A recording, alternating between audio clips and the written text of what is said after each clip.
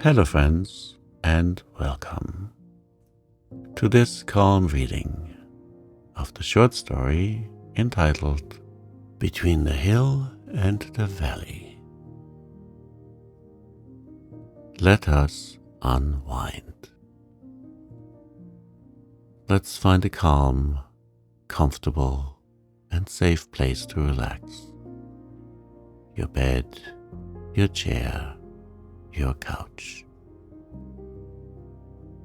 And let us begin this story. Between the Hill and the Valley. It was one of the moist, pleasantly odorous nights of early spring. There was a chill in the evening air, but the grass was growing green in sheltered spots. And Geoffrey Miller had found purple-petaled violets and pink arbutus on the hill that day. Across a valley filled with beech and fir, there was a sunset afterglow, creamy yellow and pale red, with a new moon swung above it. It was a night for a man to walk alone and dream of his love, which was perhaps why Geoffrey Miller came so loiteringly across the springy hill pasture, with his hands full of the May flowers. He was a tall, broad-shouldered man of 40, and looking no younger, with dark grey eyes and a tanned, clean-cut face, clean-shaven save for a drooping moustache. Geoffrey Miller was considered a handsome man, and Bayside people had periodical fits of wondering why he had never married. They pitied him for the lonely life he must lead, alone there at the Valley Farm, with only a deaf old housekeeper as a companion, for it did not occur to the Bayside people in general that a couple of shaggy dogs could be called companions, and they did not know that books make very excellent comrades for people who know how to treat them. One of Geoffrey's dogs was with him now, the oldest one with white breast and paws and a tawny coat. He was so old that he was half blind and rather deaf, but with one exception he was the dearest of living creatures to Geoffrey Miller, for Sarah Stewart had given him the sprawly, chubby little pup years ago. They came down the hill together. A group of men were standing on the bridge in the hollow, discussing Colonel Stewart's funeral of the day before. Geoffrey caught Sarah's name and paused on the outskirts of the group to listen. Sometimes he thought that if he were lying dead under 6 feet of turf and Sarah Stewart's name were pronounced above him, his heart would give a bound of life. "Yes, the old Colonel's gone at last," Christopher Jackson was saying. "He took his time dying, that's certain. But must be a kind of relief for Sarah. She had to wait on him hand and foot for years. But no doubt she'll feel pretty lonesome. Wonder what she'll do." "Is there any particular reason for her to do anything?" asked Alec Churchill. "Well, she'll have to leave Pinehurst. The estate's entailed and goes to her cousin, Charles Stewart." There were exclamations of surprise from the other men on hearing this. Geoffrey drew nearer, absently patting his dog's head. He had not known it either. "Oh, yes," said Christopher, enjoying all the importance of exclusive information. "I thought everybody knew that. Pinehurst goes to the oldest male heir. The old Colonel felt it keen that he hadn't a son. Of course, there's plenty of money, and Sarah'll get that. but I guess she'll feel pretty bad at leaving her old home. Sarah ain't as young as she used to be neither. Let me see. She must be 38. Well, she's left pretty lonesome. Maybe she'll stay on at Pinehurst, said Job Crow. It'd be only right for her cousin to give her a home there. Christopher shook his head. No, I understand they're not on very good terms. Sarah don't like Charles Stewart or his wife. And I don't blame her. She won't stay there, not likely. Probably she'll go and live in town. Strange she never married. She was reckoned handsome, and had plenty of beaux at one time. Geoffrey swung out of the group and started homeward with his dog. To stand by and hear Sarah Stewart discussed after this fashion was more than he could endure. The man idly watched his tall, erect figure as he went along the valley. "Queer chap, Jeff," said Alec Churchill reflectively. "Jeff's all right," said Christopher in a patronizing way. "There ain't a better man or neighbor alive. I've lived next farm to him for 30 years, so I ought to know. But he's queer certainly, not like other people, kind of unsociable. He don't care for a thing except dogs and reading and mooning around woods and fields. That ain't natural, you know, but I must say he's a good farmer. He's got the best farm in Bayside, and that's a real nice house he put up on it. Ain't it an odd thing he never married? Never seemed to have no notion of it. I can't recollect of Jeff Miller's ever courting anybody. That's another unnatural thing about him. I've always thought that Jeff thought himself a cut or two above the rest of us," said Tom Scuttle with a sneer. "Maybe he thinks the Bayside girls ain't good enough for him." "There ain't no such dirty pride about Jeff," pronounced Christopher conclusively. "And the Millers are the best family hereabouts, leaving the Colonels out. And Jeff's well off. Nobody knows how well, I reckon, but I can guess, being his land neighbor. Jeff ain't no fool nor loafer, if he's a bit queer." Meanwhile, the object of these remarks was striding homeward and thinking, not of the man behind him, but of Sarah Stewart. He must go to her at once. He had not intruded on her since her father's death, thinking her sorrow too great for him to meddle with it.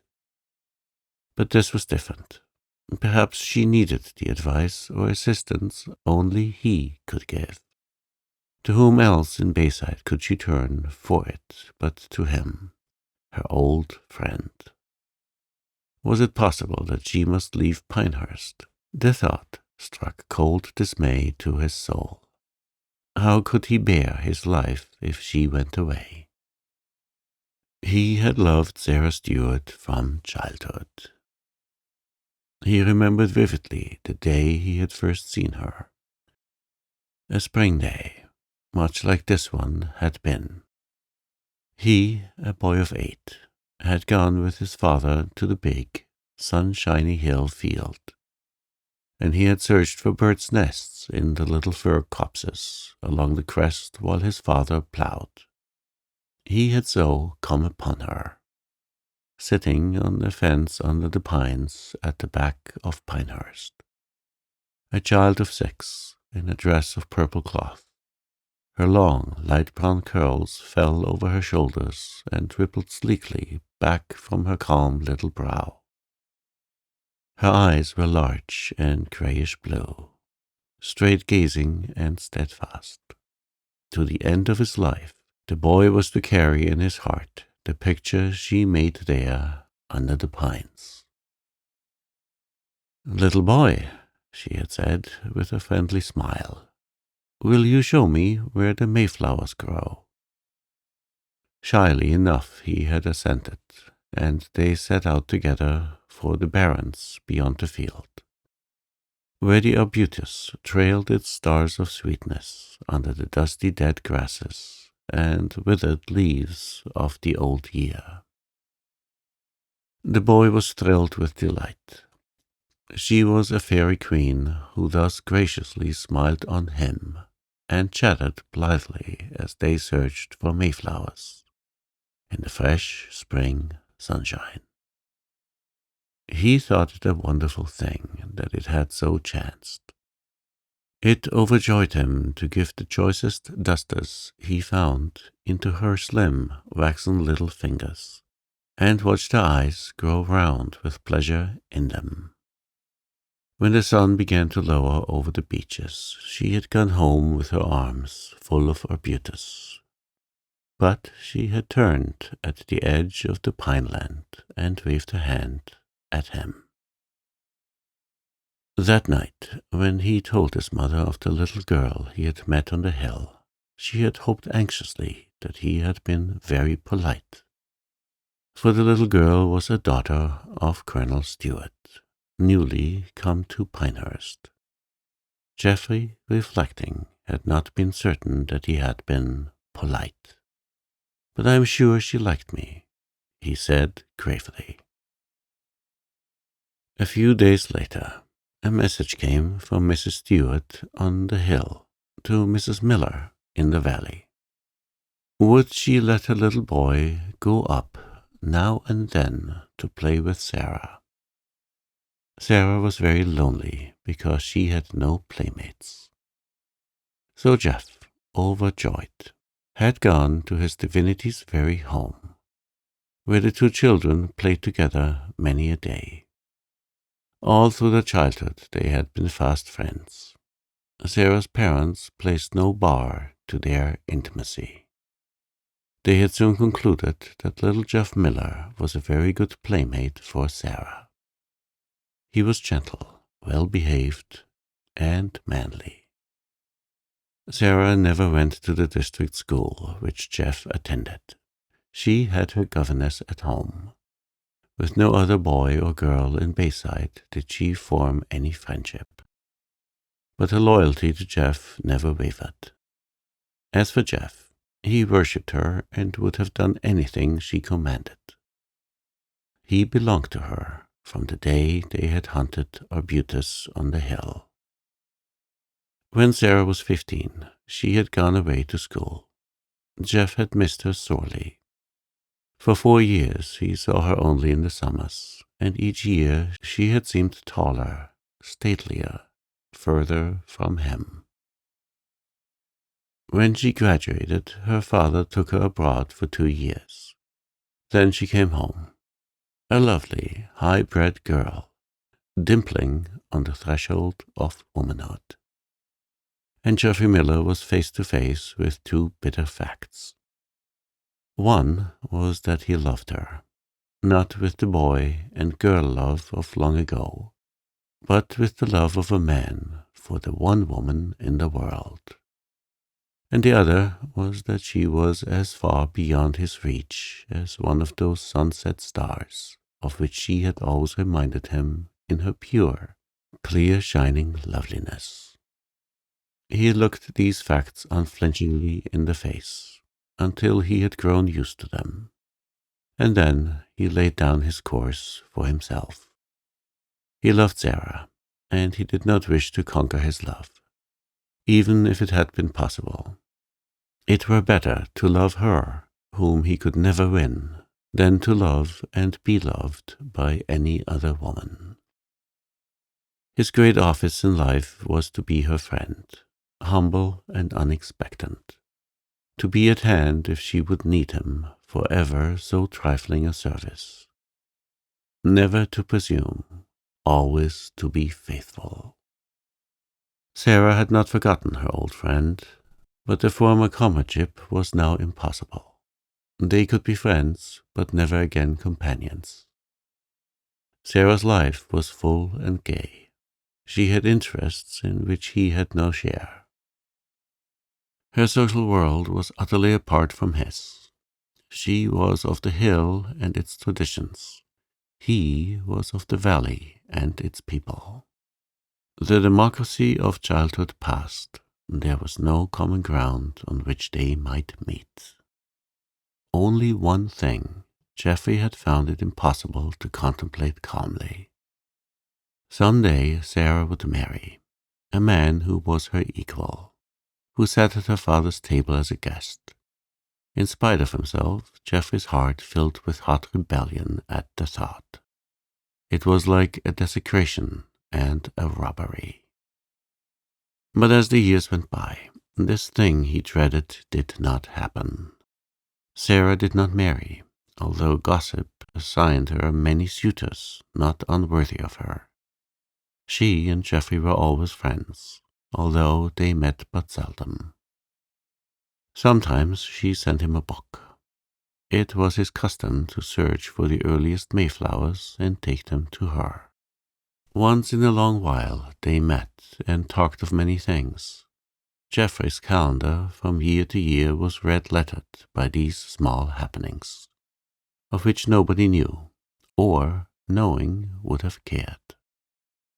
So he and Sarah drifted out of youth, together, yet apart. Her mother had died, and Sarah was the gracious, stately mistress of Pinehurst, which grew quieter as the time went on. The lovers ceased to come, and holiday friends grew few. With the old colonel's failing health, the gaieties and lavish entertaining ceased. Geoffrey thought that Sarah must often be lonely, but she never said so. She remained sweet, serene, calm-eyed, like the child he had met on the hill. Only now and then Geoffrey fancied he saw a shadow on her face, a shadow so faint and fleeting that only the eye of an unselfish, abiding love, made clear-sighted by patient years, could have seen it. It hurt him, that shadow. He would have given anything in his power to have banished it. And now, this long friendship was to be broken. Sarah was going away. At first, he had thought only of her pain, but now his own filled his heart. How could he live without her? How could he dwell in the valley, knowing that she had gone from the hill? Never to see her light shine down on him through the northern gap in the pines at night. Never to feel that perhaps her eyes rested on him now and then as he went about his work in the valley fields. Never to stoop with a glad thrill over the first spring flowers because it was his privilege to take them to her. Geoffrey groaned aloud. No, he could not go up to see her that night. He must wait. He must strengthen himself. Then his heart rebuked him. This was selfishness. This was putting his own feelings before hers, a thing he had sworn never to do. Perhaps she needed him. Perhaps she had wondered why he had not come to offer her such poor service as might be in his power. He turned and went down through the orchard lane, taking the old field path across the valley and up the hill, which he had traversed so often and so joyfully in boyhood. It was dark now, and a few stars were shining in the silvery sky. The wind sighed among the pines as he walked under them. Sometimes he felt that he must turn back, that his pain was going to master him. Then he forced himself to go on. The old grey house where Sarah lived seemed bleak and stricken in the dull light, with its leafless vines clinging to it. There were no lights in it. It looked like a home left soulless. Geoffrey went around to the garden door and knocked. He had expected the maid to open it, but Sarah herself came. "Why, Jeff," she said, with pleasure in her tones. "I am so glad to see you. I have been wondering why you had not come before." "I did not think you would want to see me yet," he said hurriedly. "I thought about you every hour, but I feared to intrude." "You couldn't intrude," she said gently. "Yes, I have wanted to see you, Jeff. Come into the library." He followed her into the room where they had always sat in his rare calls. Sarah lighted the lamp on the table. As the light shot up, she stood clearly revealed in it, a tall, slender woman in a trailing gown of grey. Even a stranger, not knowing her age, would have guessed it to be what it was. Yet it would have been hard to say what gave the impression of maturity. Her face was quite unlined, a little pale perhaps, with more finely cut outlines than those of youth. Her eyes were clear and bright. Her abundant brown hair waved back from her face in the same curves that Geoffrey had noted in the purple-gowned child of 6 under the pines. Perhaps it was the fine patience and serenity in her face that told her tale of years. Youth can never acquire it. Her eyes brightened when she saw the mayflowers he carried. She came and took them from him, and her hands touched his, sending a little thrill of joy through him. "How lovely they are, and the first I have seen this spring. You always bring me the first, don't you, Jeff? Do you remember the first day we spent picking mayflowers together?" Jeff smiled. Could he forget? But something held him back from speech. Sarah put the flowers in a vase on the table, but slipped one starry pink cluster into the lace of her breast. She came and sat down beside Geoffrey. He saw that her beautiful eyes had been weeping, and that there were lines of pain around her lips. Some impulse that would not be denied made him lean over and take her hand. She left it unresistingly in his clasp. "I am very lonely now, Jeff," she said sadly.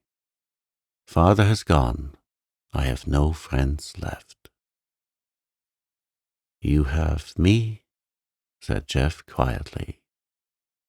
"Yes, I shouldn't have said that. You are my friend, I know, Jeff, but I must leave Pinehurst, you know." "I learned that tonight for the first time," he answered. Did you ever come to a place where everything seemed ended?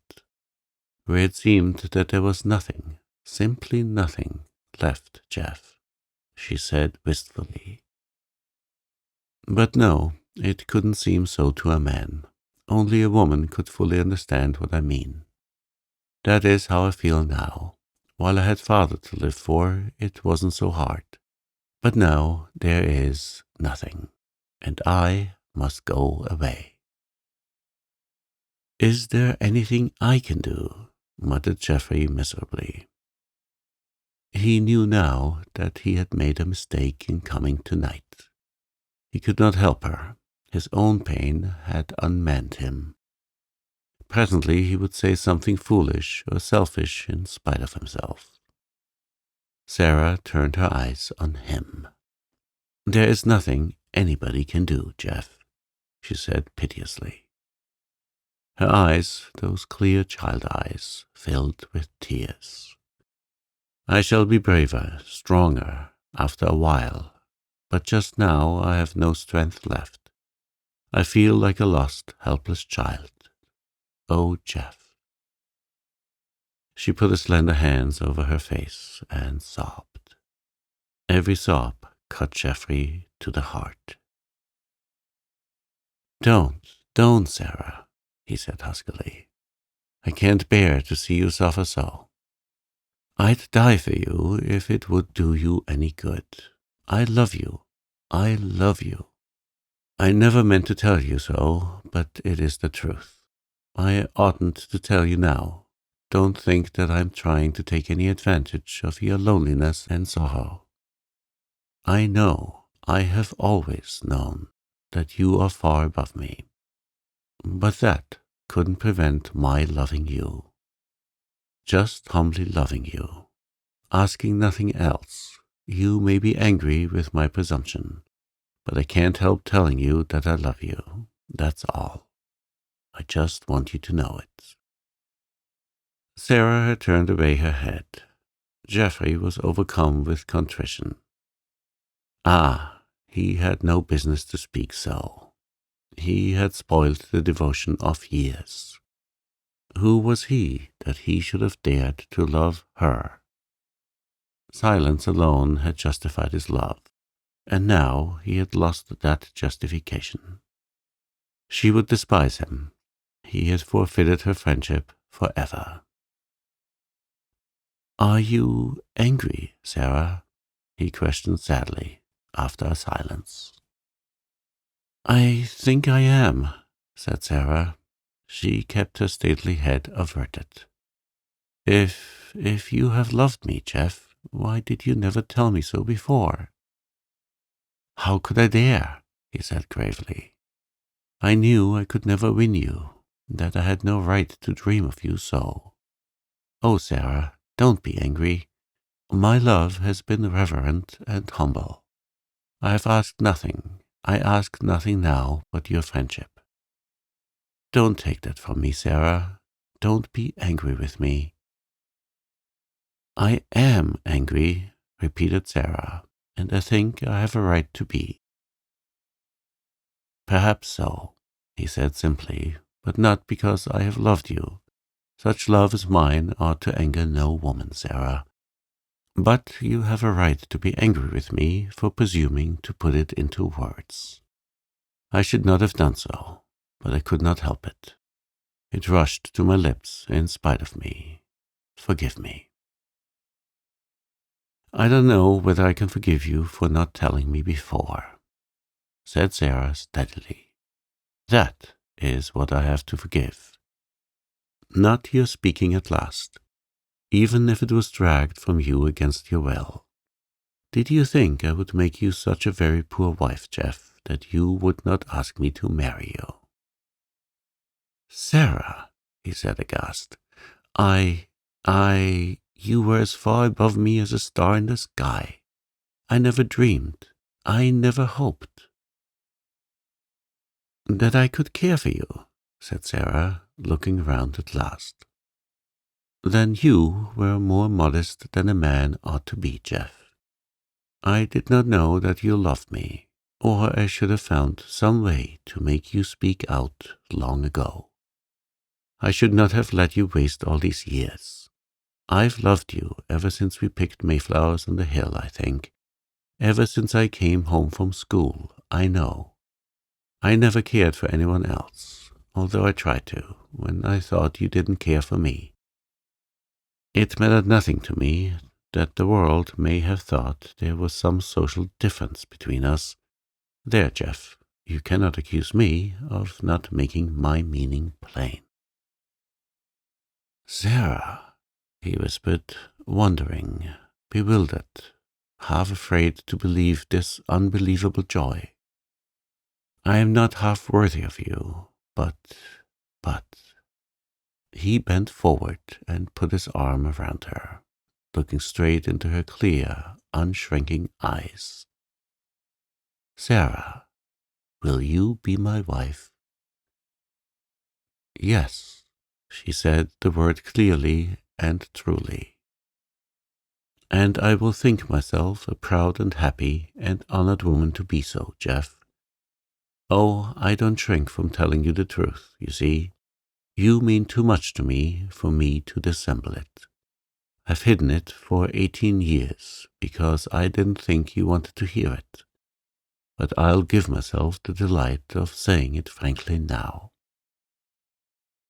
She lifted her delicate, high-bred face, fearless love shining in every lineament, to his, and they exchanged their first kiss.